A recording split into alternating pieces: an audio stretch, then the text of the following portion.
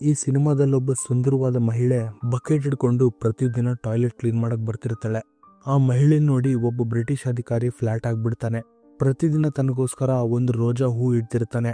ಆದ್ರೆ ಆ ಕೆಲಸದಾಕೆ ಮಾತ್ರ ಅವನ್ನ ಕೇರ್ ಮಾಡ್ತಿರಲ್ಲ. ಆಗ ಬ್ರಿಟಿಷ್ ಅಧಿಕಾರಿ ಏನ್ ಮಾಡ್ತಾನೆ, ಕೊನೆಗೆ ಈ ಕಥೆಯಲ್ಲಿ ಆ ಮಹಿಳೆಗೆ ಏನಾಗುತ್ತೆ ಅನ್ನೋದನ್ನ ತಿಳಿಯಕ್ಕೆ ಆಲ್ಬೋರಾಡಾ ಅನ್ನೋ ಸಿನಿಮಾ ಸ್ಟೋರಿನ ಕೊನೆವರೆಗೂ ಕೇಳಿ. ಸಿನಿಮಾ ಶುರುವಾಗ್ತಾ 1929ರಲ್ಲಿ ಪಾಬ್ಲೋ ಅನ್ನೋ ಬ್ರಿಟಿಷ್ ವ್ಯಕ್ತಿ ಶ್ರೀಲಂಕಾದ ಕೊಲಂಬೋಗೆ ಕೌನ್ಸಿಲರ್ ಆಗಿ ಅಪಾಯಿಂಟ್ ಆಗಿ ಬಂದಿರ್ತಾನೆ. ಪಾಬ್ಲೋ ಬಂದ ಮನೆಗೆ ರತ್ನಯ್ಯ ಅನ್ನೋ ವ್ಯಕ್ತಿ ಕೆಲಸದವನಾಗಿರ್ತಾನೆ. ರತ್ನಯ್ಯ ಪಾಬ್ಲೋಗೆ ಮನೆಯೆಲ್ಲ ತೋರಿಸ್ತಾನೆ. ಆಗ ಪಾಬ್ಲೋ, ನನ್ನ ಲವ್ವರೇ ನನ್ನ ಮೋಸ ಮಾಡಿ ಬೇರೆ ಹುಡುಗರ ಜೊತೆ ಟಪಾಟಪ್ ಮಾಡ್ಬಿಟ್ಟಿದ್ದಾಳೆ, ಅದಕ್ಕೆ ಅವಳ ಜೊತೆ ಬ್ರೇಕಪ್ ಮಾಡಿ ಆ ಬೇಜಾರನ್ನ ಕಳ್ಕೊಳ್ಳೋಕೆ ಬರ್ಮಾಯಿಂದ ಇಲ್ಲಿಗೆ ಬಂದಿದ್ದೀನಿ ಅಂತ ಹೇಳ್ತಾನೆ. ಆಗ ರತ್ನಯ್ಯ, ನೀವೇನ್ ಟೆನ್ಷನ್ ಪಡ್ಬೇಡಿ ಸರ್, ಈಗ ಇಲ್ಲಿಗೆ ಬಂದಿದ್ದೀರಲ್ವಾ, ಎಲ್ಲ ತಾನಾಗ್ ತಾನೇ ಸರಿ ಹೋಗುತ್ತೆ ಬಿಡಿ ಅಂತ ಹೇಳ್ತಾನೆ. ಅಲ್ಲೇ ಪಾಬ್ಲೋಗೆ ಒಂದು ಪಾರ್ವತಿ ದೇವಿ ವಿಗ್ರಹ ಕಾಣಿಸುತ್ತೆ. ಆಗ ರತ್ನಯ್ಯ, ಮೊದಲಿ ಮನೆಯಲ್ಲಿ ಒಬ್ಬ ಭಾರತದ ವ್ಯಕ್ತಿ ಬಾಡಿಗೆಗಿದ್ರು, ಆ ವಿಗ್ರಹನ ಅವರೇ ತಂದಿದ್ರು ಅಂತ ಹೇಳ್ತಾನೆ. ಆ ಮನೆ ನೋಡಕ್ಕೆ ಬಹಳ ಸುಂದರವಾಗಿರುತ್ತೆ. ಆದ್ರೆ ಆ ಮನೆಗೆ ಶೌಚಾಲಯ ಮಾತ್ರ ಬಹಳ ದೂರ ಇರುತ್ತೆ. ಪಾಬ್ಲೋ ಆ ಟಾಯ್ಲೆಟ್ ಚೆಕ್ ಮಾಡಿ ಇದಕ್ಕೆ ಡ್ರೈನೇಜೇ ಇಲ್ವಲ್ಲ ಅಂತ ಕೇಳ್ತಾನೆ. ಆಗ ರತ್ನಯ್ಯ, ಸರ್ ನೀವು ಒಳಗೋಗಿ ನಿಮ್ ಕೆಲಸ ಮುಗಿಸಿ, ಬೆಳಗಾಗೋಷ್ಟ್ರಲ್ಲಿ ಮತ್ತೆ ಅದು ಶುಭ್ರವಾಗಿರುತ್ತೆ ಅಂತ ಹೇಳ್ತಾನೆ. ಆದ್ಮೇಲೆ ಪಾಬ್ಲೋ ಬಂಡಿಲ್ ಹೋಗ್ತಿರುವಾಗ ಒಬ್ಬ ಹುಡುಗ ತನ್ನ ಮೈಗೆ ಗೊಂಬೆ ಹಾಕೊಂಡು ಹೋಗ್ತಿರ್ತಾನೆ. ಅದಕ್ಕೆ ಪಾಬ್ಲೋ ಆ ಹುಡುಗನ್ನೇ ಫಾಲೋ ಮಾಡು ಅಂತ ಹೇಳ್ತಾನೆ. ಆಗ ಆ ಹುಡುಗ ಓಡೋಗ್ತಾ ಮಾಯ ಆಗ್ಬಿಡ್ತಾನೆ. ಆಗ ಪಾಬ್ಲೋ ಅಲ್ಲಿಗೆ ಬಂದು ನೋಡಿದ್ರೆ ಒಂದು ವಿಚಿತ್ರವಾದ ಸಂಗೀತದ ಜೊತೆ ಒಬ್ಬ ಹೆಣ್ಣಿನ ಧ್ವನಿ ಕೇಳಿಸುತ್ತೆ.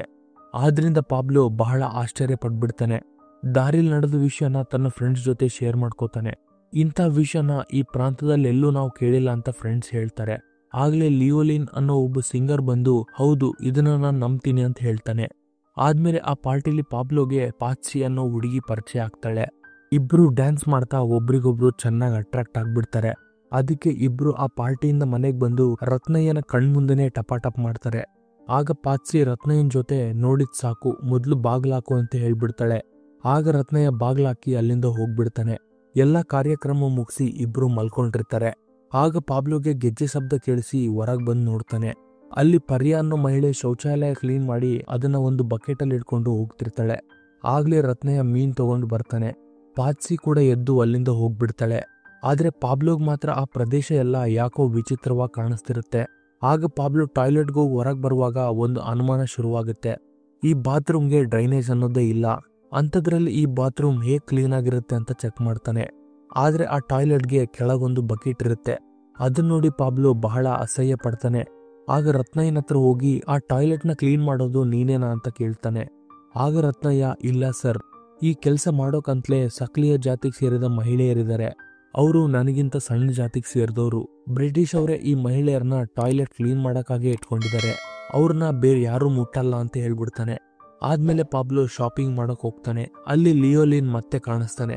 ಒಂದ್ಸರಿ ಮನೆಗ್ ಬಾ, ಇಬ್ರು ಪಾರ್ಟಿ ಮಾಡೋಣ ಅಂತ ಕಾರ್ಡ್ ಕೊಡ್ತಾನೆ.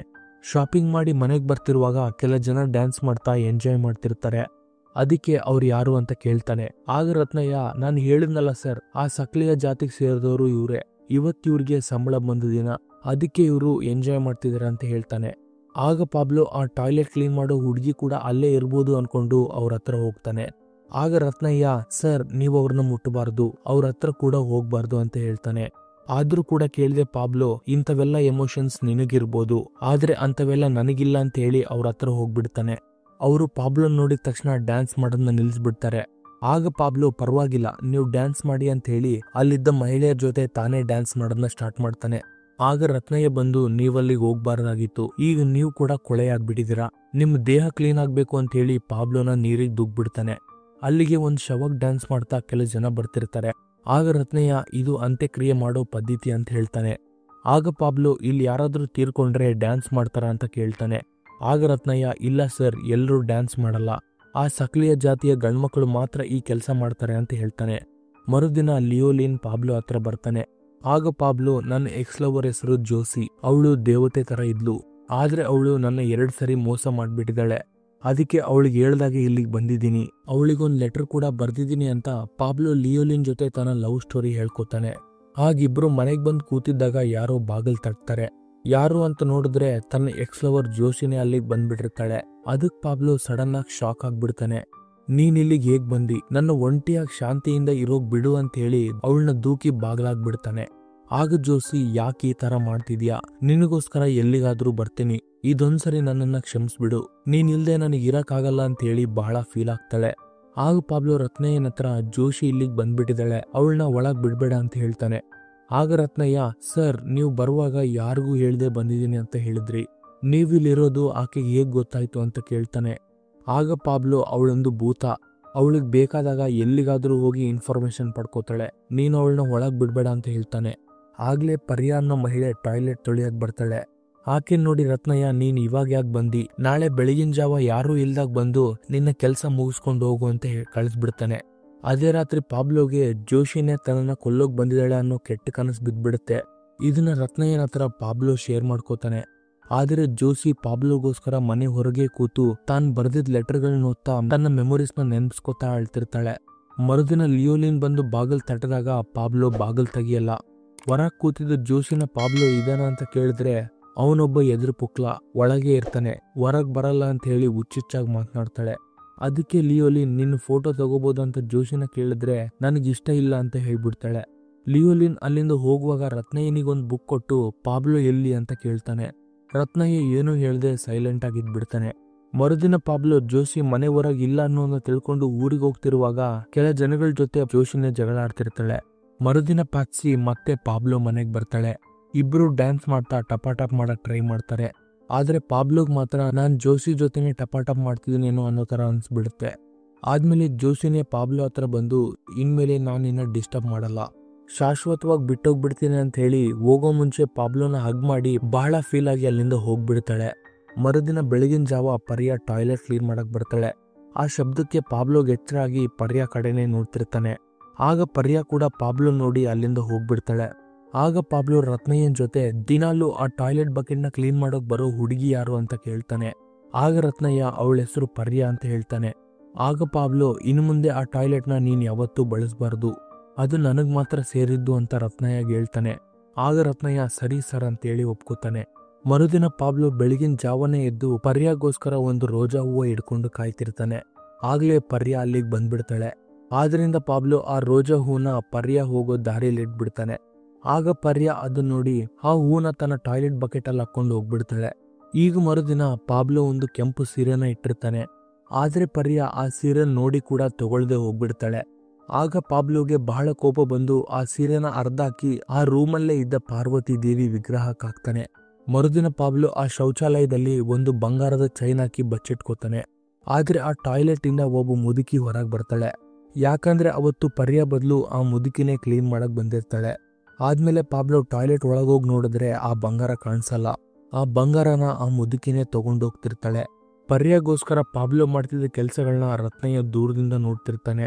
ಅದಕ್ಕೆ ಪಾಬ್ಲೋ ನೀನೇನಾ ಪರ್ಯಾನ ಬರದೇ ಇರುವಾಗ ಮಾಡಿದ್ದು ಅಂತ ಹೇಳಿ ಕೋಪದಿಂದ ಅಲ್ಲಿಂದ ಹೋಗ್ಬಿಡ್ತಾನೆ.